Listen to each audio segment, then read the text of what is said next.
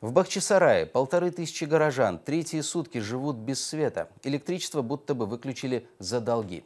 Бахчисарайцы, которые остались без света, утверждают, все платят исправно. Некоторые из них вышли на социальный протест. Руслан Сейтаблаев уже как 2 года вместе с семьей постоянно живет в дачном массиве в Бахчисарае. Плату за электроэнергию он традиционно приносил председателю кооператива «Строитель» Владимиру Зыкову.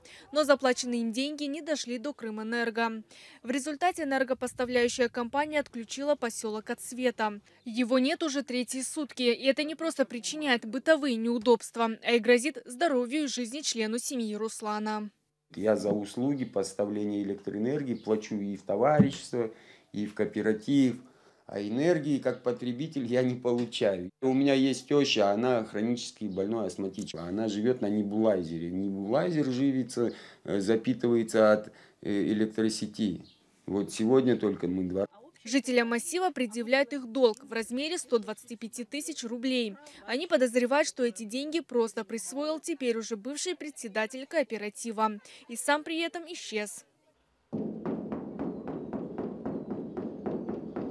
Вот замок, никого нет. Вот. Соседи утром видели, как он вывозил отсюда вещи.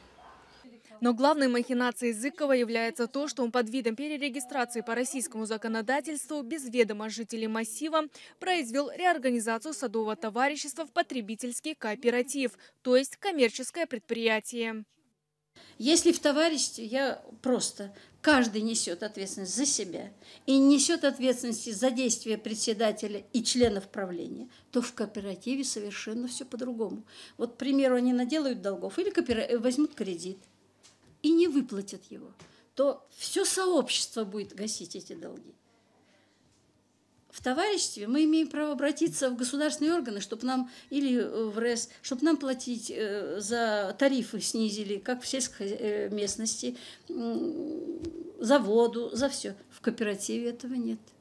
Когда местные жители узнали о махинациях, провели собрание, в ходе которого 1 марта приняли решение о восстановлении прежнего статуса поселка и избрали нового председателя. Крымэнерго на вопрос, включат нам электроэнергию или нет, ответил так на сегодня, что мы не можем давать электроэнергию должникам.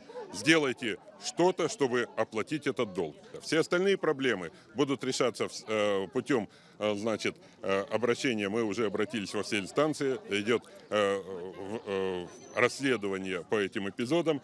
Для решения проблемы председатель предложил собрать по 700 рублей с каждого жителя массива. Собранные деньги в ближайшее время будут переданы в Крымэнерго. Эта ситуация традиционна для Крыма. С такой же проблемой, к примеру, недавно столкнулись жители массива Каменка под Симферополем и тоже погашали несуществующий долг своими средствами. Эльмаз Ибрамова, Асан Асанов, Заман, АТР.